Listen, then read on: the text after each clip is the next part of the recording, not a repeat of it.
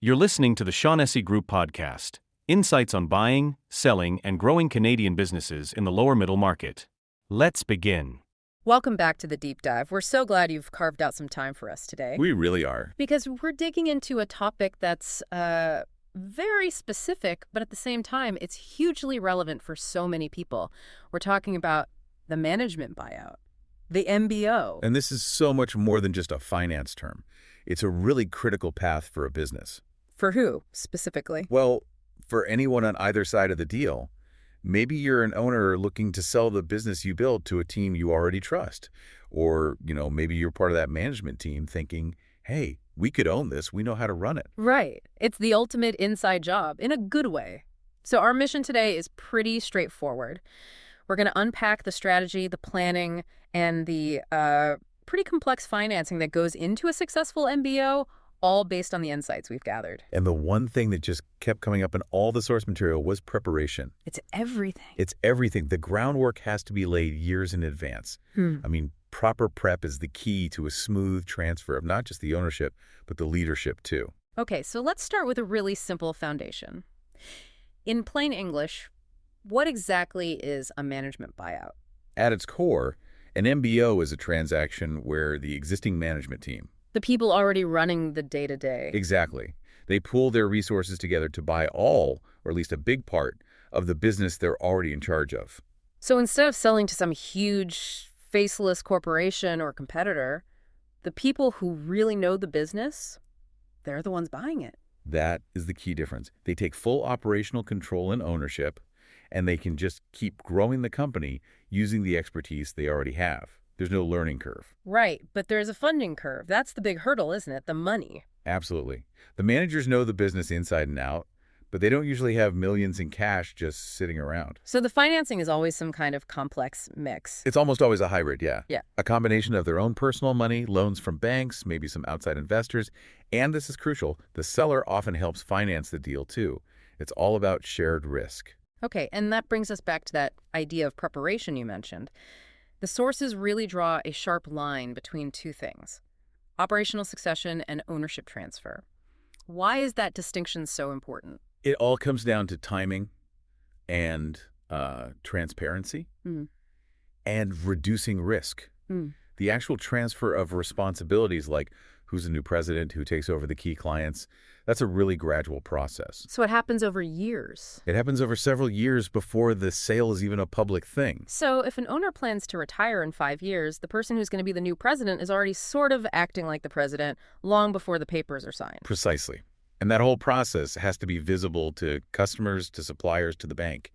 So when the actual ownership change is announced, it's not a shock to anyone. It's not a bombshell. No, because they've already been working with the new leadership team for years. So it's about creating continuity in the present to de-risk the future. If I'm a major customer, I'm not worried about my contract suddenly changing because some new CEO from a private equity firm just walked in. That's the number one benefit. It reassures everyone. The employees, the suppliers, the customers, they all trust the buyers because they already know them. It makes complete sense. And this seems to be borne out by the numbers, too. The sources we looked at indicate that the success rate of an MBO is actually higher than a standard third-party sale. It is. And the reason is really just efficiency. The whole transition is just so much smoother. Because they're already part of the company. They're already there. They know the culture. They know the tech. They know where the skeletons are buried in the books. They know where the real growth opportunities are. You skip that huge, messy integration period where an outside buyer spends a year just trying to figure out how everything works. That's it. And think about due diligence. For an outsider, it can feel like an invasion. It creates tension. For an MBO, the buyers are already inside. The information flows much more cleanly. I see. So the announcement of the deal is actually a welcome relief, as the sources put it. It often is. It means stability. But even with all those advantages, you can't just do this on a handshake. You have to bring in professionals. Okay, so this is where the M&A folks come in, the Right. mergers and acquisitions advisors. You have to. They are the guides who structure the deal, make sure everything is objective, and keep emotions from derailing the whole thing. Right. So let's talk about that execution. The sources break it down into 4 main steps. Let's start with step A, people and leadership. This is the absolute foundation. You have to select the right co-shareholders from the management team. And the key here is they all have to be entrepreneurially minded. What does that mean, really, more than just being a good manager? It's a different mindset. It means you're willing to accept the personal risk of ownership, not just the responsibility of a salaried job. And what about choosing the leader? If you have a team of, say, 4 executives buying the company, how do you avoid a power struggle? That is a huge challenge, but it's critical. From that group, one person has to be chosen as the future president, and that decision has to be unanimous. The banks and the seller will not move forward without a clear leader. Okay, so you have your team, you have your leader. Then we get to step B, the knowledge and responsibility transfer. Right. And as we said, this is the part that takes years. If you rush this, you lose all that crucial institutional knowledge. So this is where the real work happens, long before the money changes hands. Absolutely. And because it's so gradual, the stakeholders, the customers, the suppliers, they barely notice a change. It's a very soft landing. That brings us to step C, which is the independent valuation, the price. Yeah, and this is where emotions can run really high. An owner might have spent 30, 40 years building this business. It's their baby. So how do you land on a number that everyone agrees on? This is where those M&A professionals really prove their worth. They conduct an objective, independent valuation. It strips away all the emotion and just focuses on what the business is verifiably worth in the market. So it gives both sides a neutral number to work from. It gives them a baseline. And once they agree on that price, we move to the final and often most complex step. D, funding the transaction. Right. So we know it's a combination of things. Let's break down the main pieces of that funding puzzle. The first piece, and maybe the most important symbolically, is the management team's own money. Their personal funds. Yes. They have to put a significant amount of their own personal wealth on the line. And why is that so critical? Is it just about the amount? It's about skin in the game. It shows the banks that they are completely committed. It adds equity to the deal, which lenders love to see.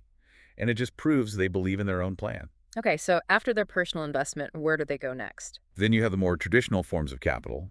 The two big ones are asset-based financing and cash flow financing. Asset-based is pretty straightforward, I'm guessing. It is. You're using the company's hard assets, the buildings, the equipment, as collateral for a loan. And cash flow financing. That's a loan based on the company's ability to, well, generate cash.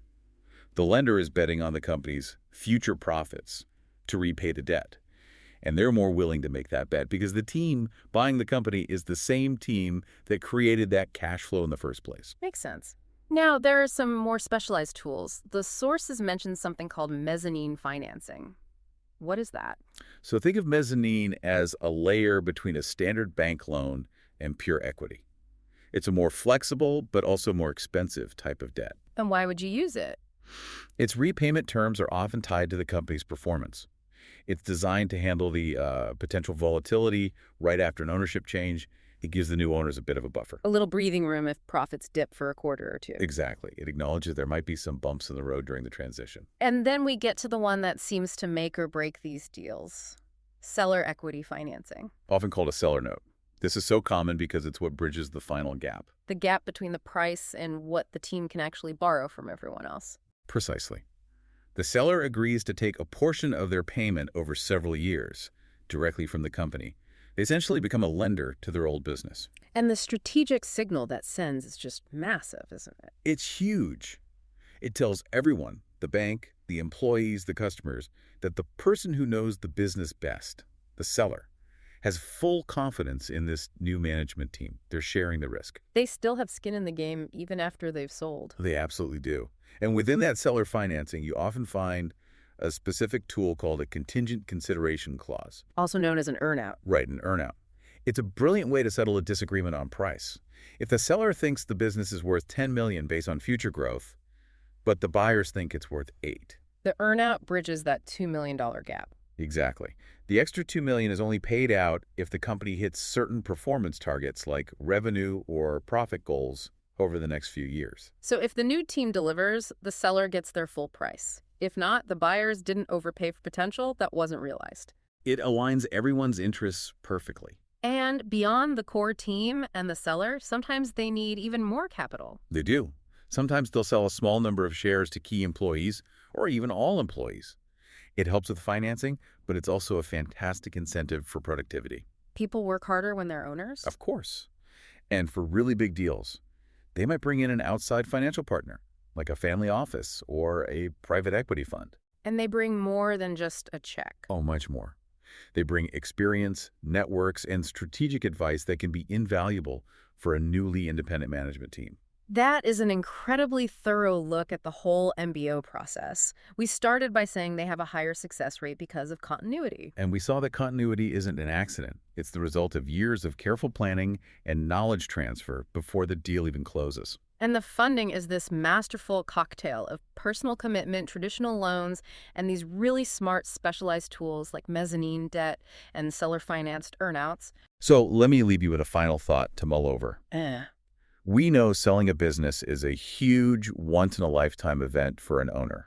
It's deeply personal. Absolutely. So how does this MBO process, specifically sharing the risk through things like seller financing, how does that fundamentally change the seller's long-term relationship with the business they built? It transforms them from just a former owner into a vested strategic partner in its future. A shift from legacy leaver to legacy partner. That's a great thought. This whole deep dive was made possible by the incredible insights from the Shaughnessy Group, who specialize in exactly these kinds of transitions. And we really do recommend you visit their website. They have a fantastic ebook, The Business Transition Planning Checklist, which breaks this down even further. You can find all of that and more at shaughnessy.group. That's SHAUGHNESSY.group. Shaughnessy.group. A huge thank you to them for providing this material, and of course, thank you for spending this time with us on the deep dive. We'll catch you next time. This podcast is for informational purposes only and is not professional advice. Consult qualified advisors for your specific situation.